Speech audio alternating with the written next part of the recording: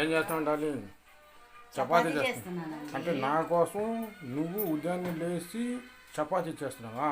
అవునండి, మరి మీకోసం చేయకపోతే ఇంకెవరి కోసం చేయాలి? అవునులే నాకే కదా చేయాల్సింది నువ్వు. అవునండి.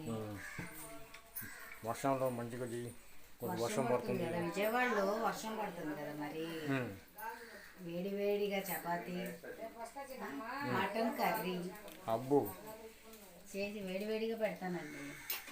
సరే చేయండి గమని చేయండి. అంటే నేను కూడా చేయమంటావా? ఎంత చపాతీ? లేదండి, నేను చేసి పెడతానండి మీకు. చూడండి అటు చపాతీ చూడండి ఎంత బాగున్నాయి.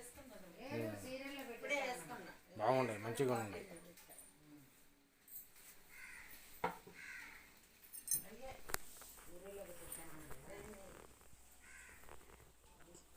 ఇదిగోండి మా వారండి, నేను చపాతీ చేస్తున్నానని మరి వచ్చి